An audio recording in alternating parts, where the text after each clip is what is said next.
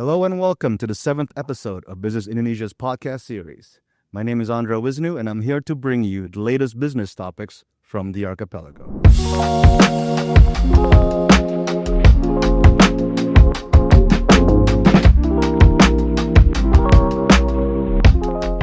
Global trade in 2025 is increasingly defined by uncertainty. The spring 2025 edition of the AHK World Business Outlook reveals growing pessimism among German businesses abroad, many of whom face pressure from U.S. protectionist policies. Today we have with us Mr. Volker Treier, Chief Executive of Foreign Trade at the German Chamber of Commerce, or DIHK, to share his insights about how German businesses are balancing growth and risk in today's dynamic geopolitical and economic climate. Mr. Treier, welcome to the show. Thank you for coming. Yeah, thank you so much for having me. My name is Volker Treier. I'm Chief Executive of Foreign Trade, or should I better say international relations, I like that more, at the German Chamber of Commerce and Industry, which the abbreviation in the meantime or still is DIHK. DIHK. So thank you. Thank you for correcting that. Mr. Treier, let's get this Q&A started, yeah? So, what are the main global challenges currently confronting German businesses? How are these influencing their international operations? The German business is really internationally oriented very, very much. There is not one single market where we really depend on in general. Okay. There's the United States, our trading partner. In the meantime, they overtook number one from China since last year. But they count at round about 1 out of 10 export products are going to the United States. That means 90% are going elsewhere. 7-8%, 9% is trading with China.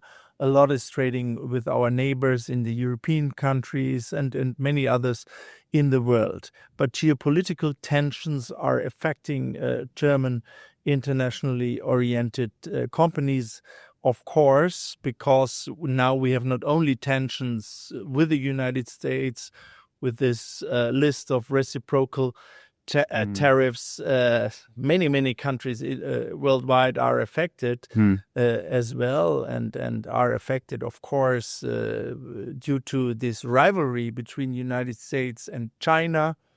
Yeah, then we have a war in Europe. It's been going on for years. Now more than 3 years. More than 3 years. That's really tremendous, and it has led to a sanctionist regime that with Russia, that means that almost no trade is going on with Russia anymore. So this really eliminated a trading partner which was countable in former times. And we have, after Corona crisis, there is our inflation rates picking up now, a bit more moderate than before. There is the question of the whole green transition of the economy, and our companies are really obliged to look at their supply chain, that the supply chain becomes more and more greener and many other standards to comply and to cope with. So that means it's really a worrisome surrounding in the meantime. A lot of challenges. But especially in light of the U.S. protectionist measures, how are German companies adjusting to these challenges? How are they adjusting their trade and investment strategies? The first thing to complain right now, and we have carried out a survey among our member companies of German bilateral chambers, like Econet is one out of it. In the last couple of weeks, the first complaint are trade barriers and tariffs and the political influence to supply chains and trading in general. So how do they cope with is the question. So there is natural hedging. That means that companies are investing in the destination country where they do want to sell their products. This is this has been done in the last couple of years in the United States quite a lot. There was almost a rush of German investments in the States in the last couple of years that made our companies and their products a bit more resilient, because what you produce in the United States is not taxed, is not imposed by tariffs. But nevertheless, the more you are investing at the same time, and this is a bit the irony of this history, the more you are dependent on supplying goods from outside. And even for the investment itself, Germany is very good in producing investment goods. That means machinery and equipment. Yeah. For the investment itself, Capital goods, they need capital goods in order to produce in the United States or elsewhere. And right at the moment, many of these investment plans are really on hold or given into the refrigerator, so to say. And what the U.S. administration is aiming for, they will not reach with that kind of policy. That's a problem.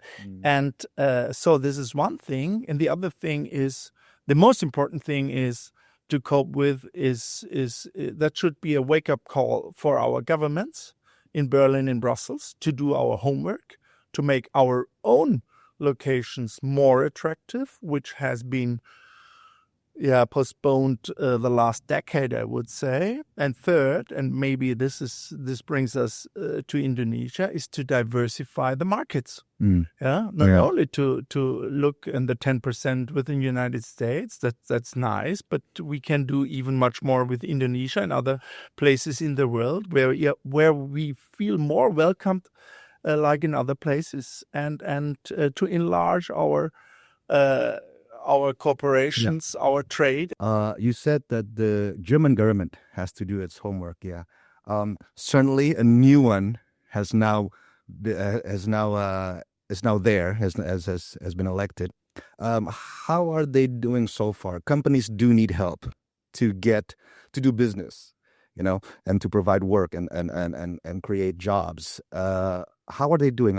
Have what they've been doing thus far? This hasn't been long, but certainly they've had plans.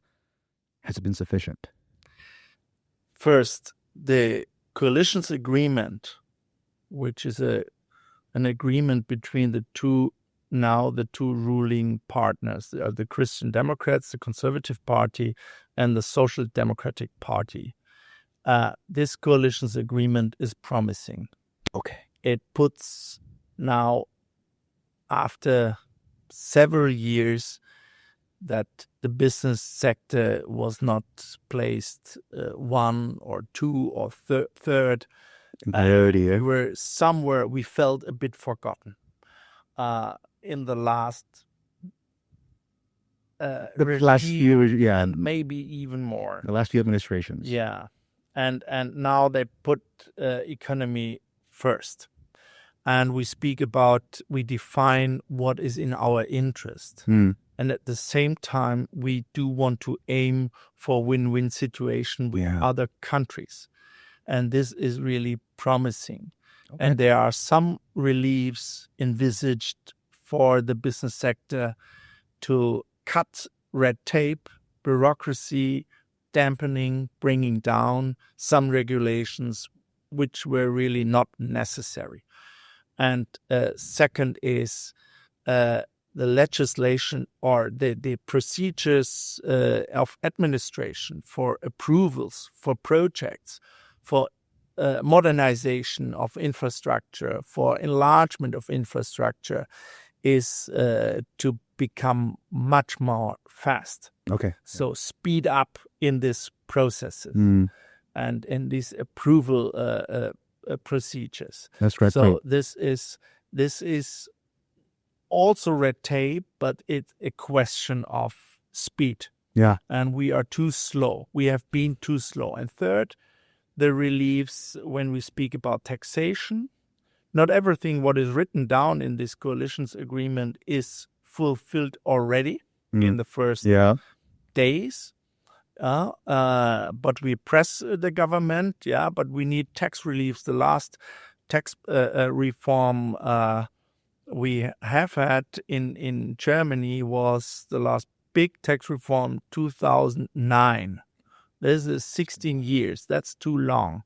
In the meantime, there was an acceleration in more viable, in more attractive tax regimes in other countries, competitors of Germany. And so they start now with an improvement of depreciation allowances, what is helpful for investment, what brings more liquidity to companies. So this is really promising. Okay. So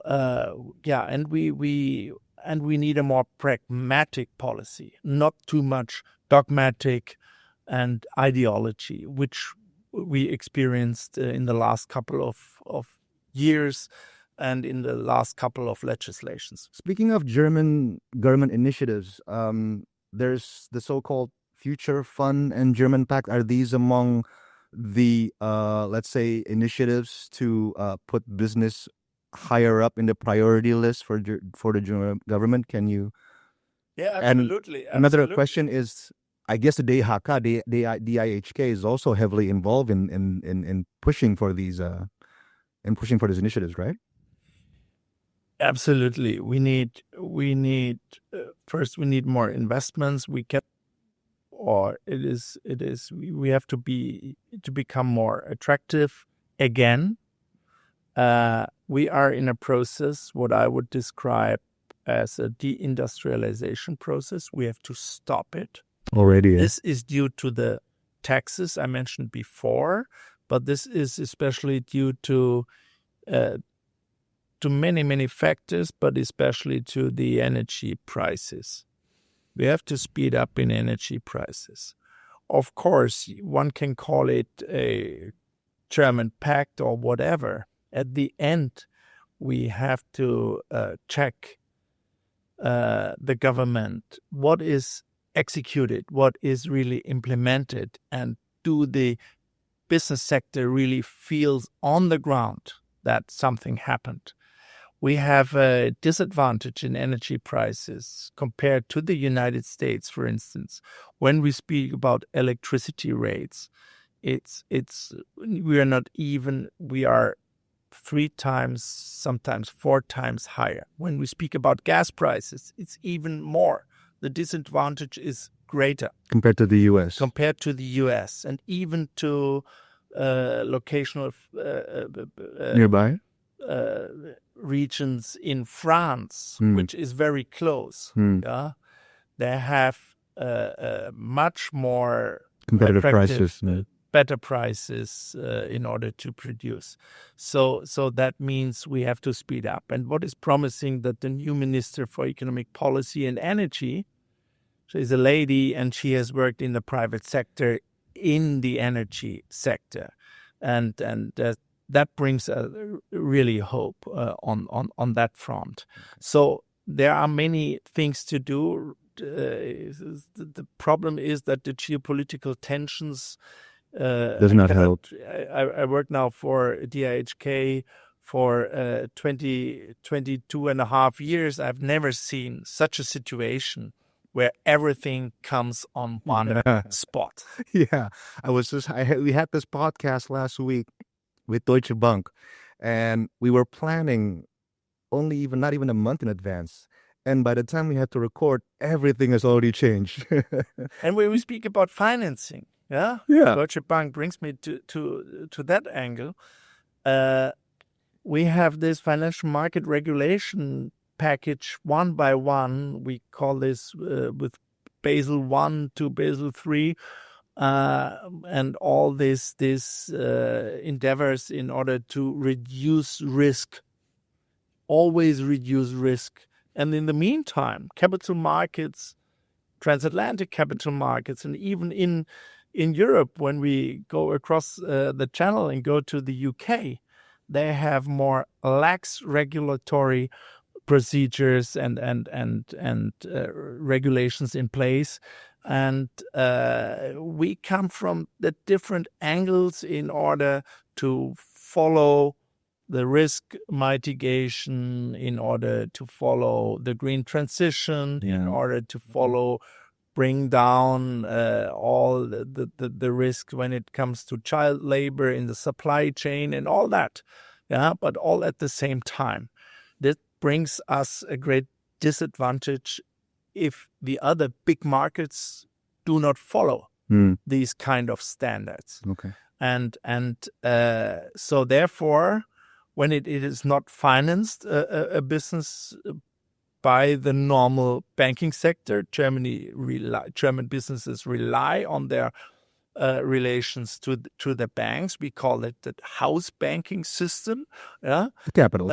and if they don't provide the companies with the financial capital, then the state financing has to come into place. But this is second best.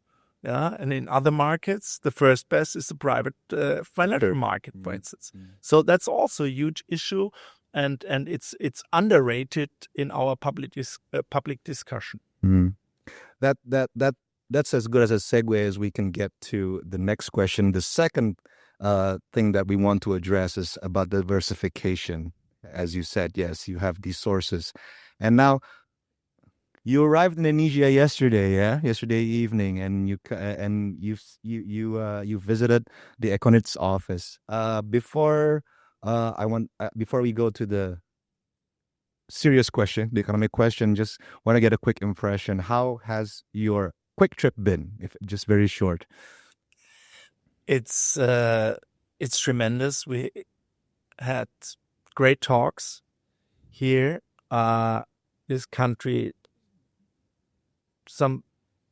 My knowledge about Indonesia is also not so far proceeded that there is no room for surprises.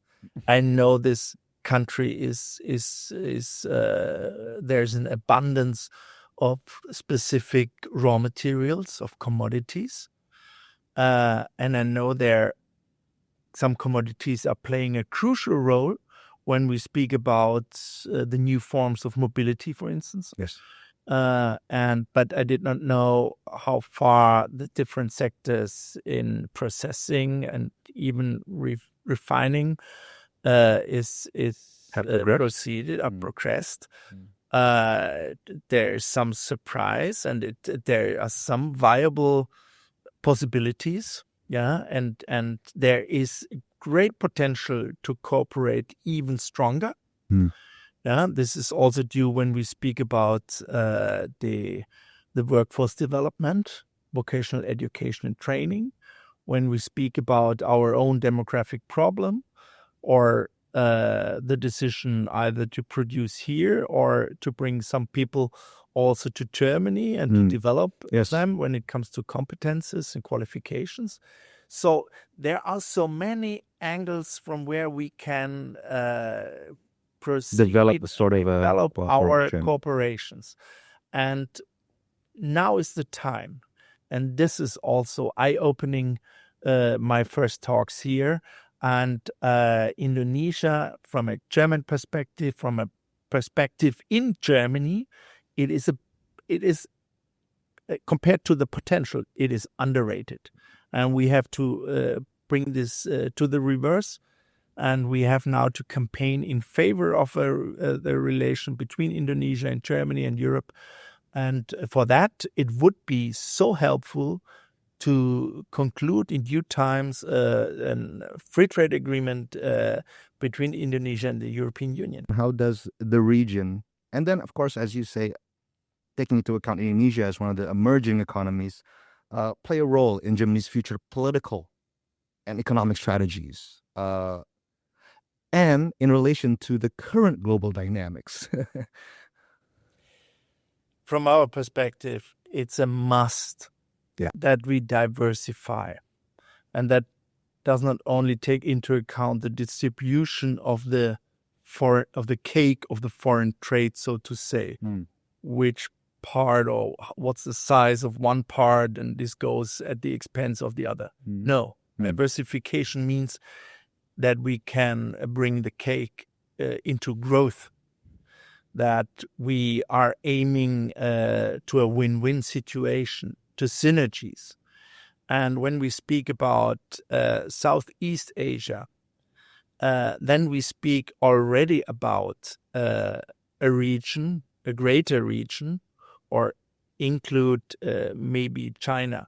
40% of the German trade, extra the European Union countries, outside of the European Union, 40% are going to this region already, and only 26 or 27% are going to the whole North and South America, for instance, compared. That means the region is already even more important. Yeah. And when we then look into the different countries, then we see the big potential of Indonesia. And what really struck me this morning is the information that Indonesia has already a trade volume related to the GDP of almost 40%, almost 40%. And that's quite a lot for a huge country with such a high population, high number of population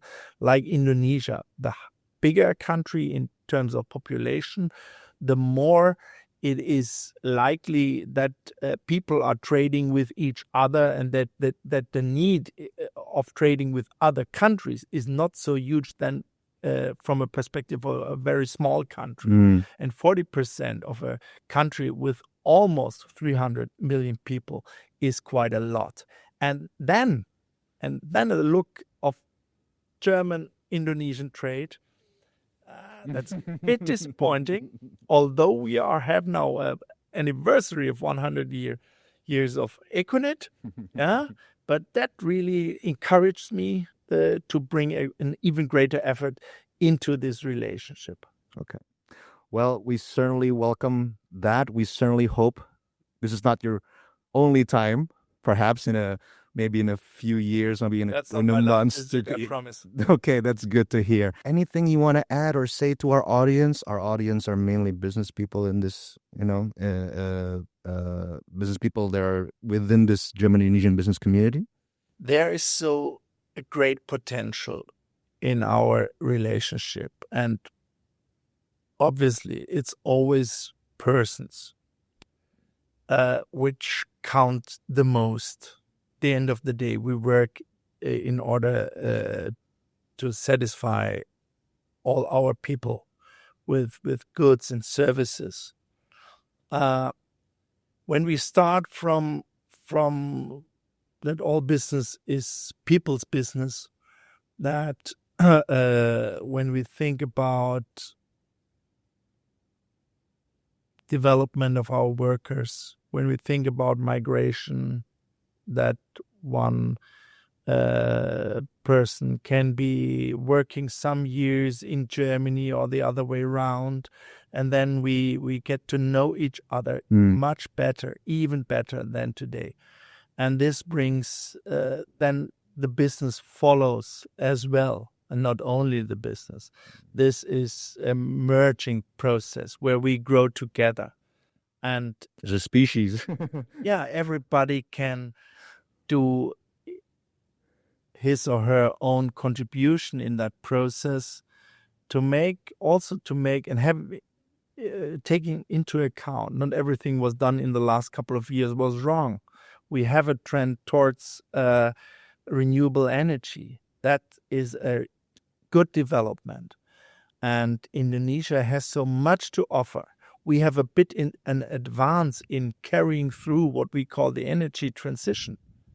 But doing something of the added value of products here in Indonesia, bring them to Germany, to Europe, bring another part of it where we don't need so much energy because we are not so in favor of the renewables, but we have some good ideas.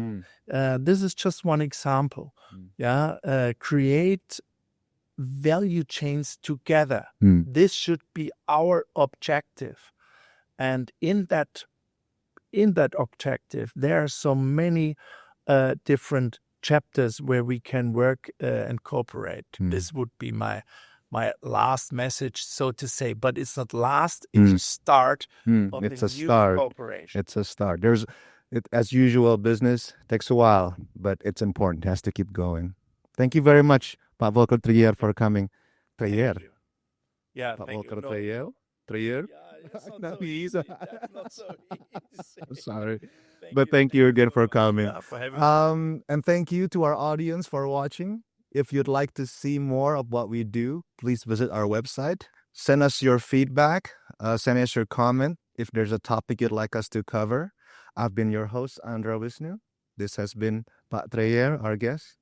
Pak Treier, bye. Shush, everyone.